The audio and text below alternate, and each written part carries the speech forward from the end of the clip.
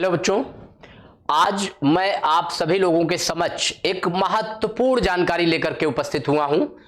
कल से जब से हमारे बच्चे पेपर दे करके आए हैं, तब से आप लोगों ने देखा होगा कि मैंने लाइव पेपर सॉल्व भी करवाया और उसके बाद तमाम तरीके की न्यूज, तमाम न्यूज चैनल्स पर और अखबारों में, प्रिंट मीडिया, डिजिटल मीडिया, हर जगह बस एक ही चीज इस समय जो सुनाई दे रही है, दिखाई दे रही है कि कल यूपी बोर्ड का जो है वो गणित और बायोलॉजी का जो पेपर है, गणित और बायोलॉजी का जो पेपर है बेटा, वो लीक हो गया है।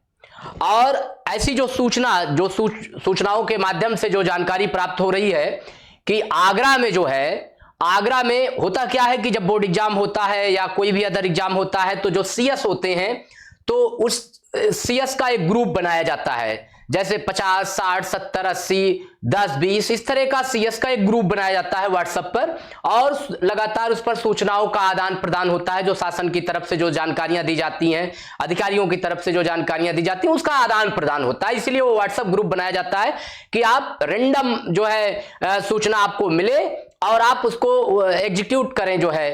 तो आगरा में भी ऐसे ही प्रधानाचार्यों का एक ग्रुप व्हाट्सएप पर बनाया गया था और जानकारी के मुताबिक जो तमाम चैनल्स में जो प्रिंट और डिजिटल मीडिया पे इस समय छाया हुआ है कि जो प्रधानाचार्यों का एक ग्रुप था उसमें 3:10 पर, कितने बजे बेटा, उस पर यह सूचना है बेटा कि 3:10 पर, कितने बजे, 3:10, 3:10 PM पर, 3:10 पर बेटा जो पेपर है वो वायरल हो गया उस व्हाट्सएप ग्रुप में। और अब इसको लेकर के तमाम बच्चे हमारे बड़े परेशान हैं।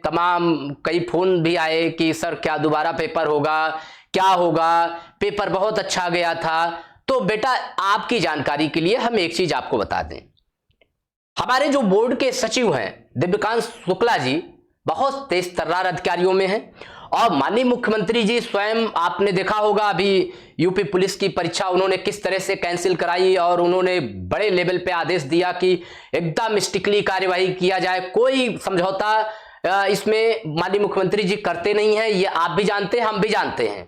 तो ऐसी स्थिति में आप लोग बिल्कुल धैर्य बनाए रखें।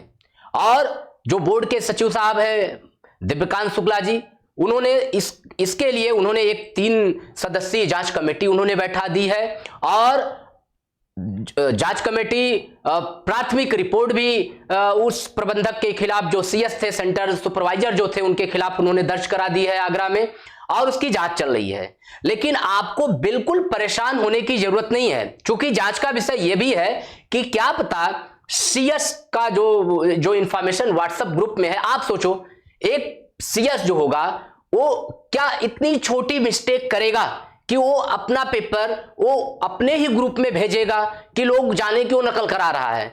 मेरे विचार से तो ये पॉसिबल नहीं है।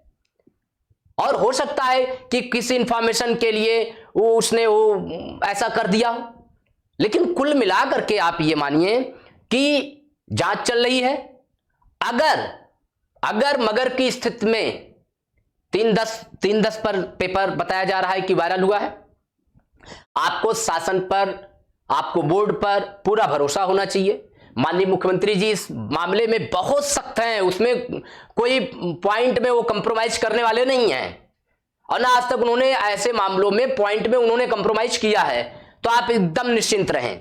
और स्पेशली जो हमारे मंडल के, हमारे जोन के जो बच्चे हैं, प्रयागराज, जो प्रतापगढ़, कौशाम्बी, फतेहपुर, जौनपुर, प्रयागराज, स्पेशली इन बच्चों को मैं एक चीज बताना चाहता हूं कि पेपर कई सेट होते हैं। तो जिस सेट का पेपर सपोज करिए ये मैथ का पेपर है, देखिए ये मैथ का पेपर है बेटा, जैसे 3, 3, 2, 4 FD, ठीक, 3, 2, 4 FD, ये है पेपर कोड।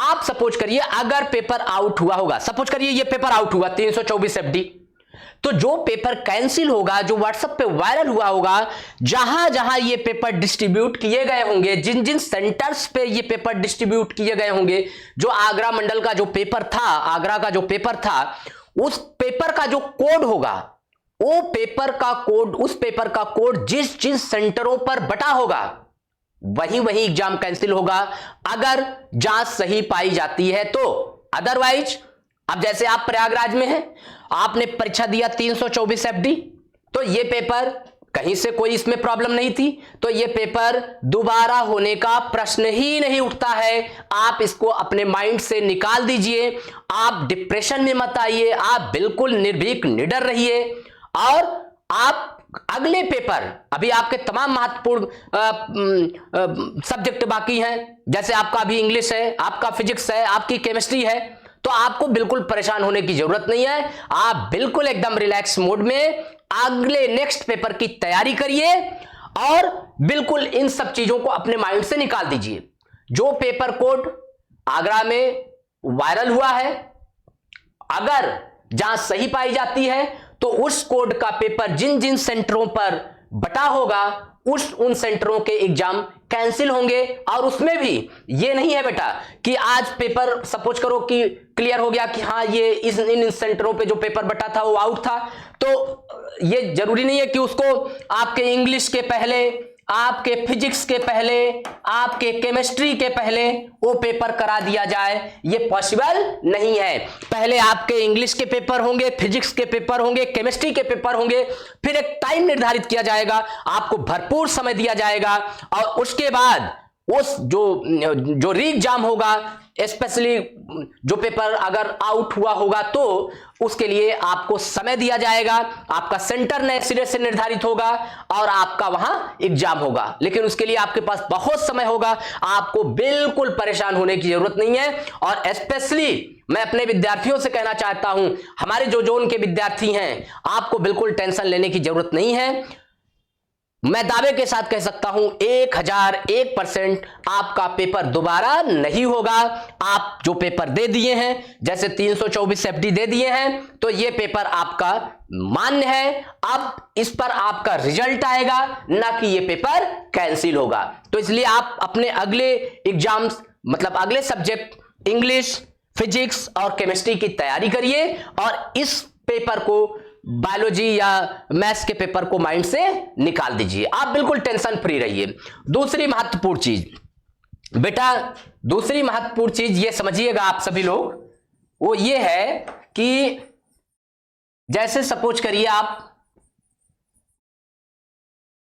कि जहां पर जो CS थे और जो सेंटर्स, जो भी CS थे और जिन सेंटर्स पे ये बात आई है, जो जांच चल रही है, आप ये मान के चलिए कि माननीय मुख्यमंत्री जी पॉइंट में भी 0.1% भी आप ये ना मान के चलिए कि वो किसी तरह का कोई कंप्रोमाइज करने वाले हैं। जो भी दोषी हैं उनके खिलाफ वो सख्त से सख्त कार्रवाई करेंगे और अभी UPP में ये दिख गया है।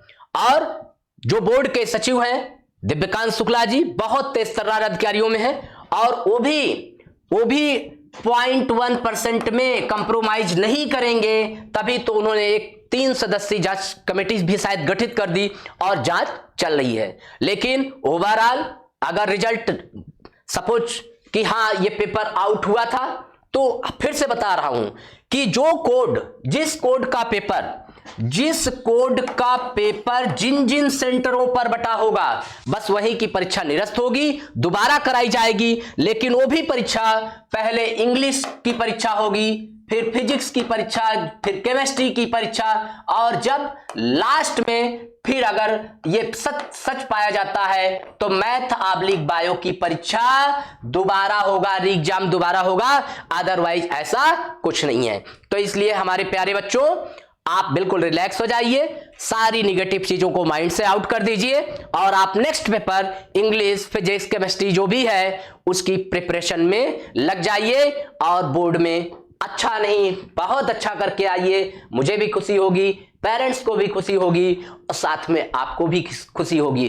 तो ये बहुत महत्वपूर्ण सूचना थी। आप अपने माइंड से सब कुछ निकाल दीजिए और आगे के पेपर की तैयारी में लग जाइए। Thanks to all of you. Okay बेटा।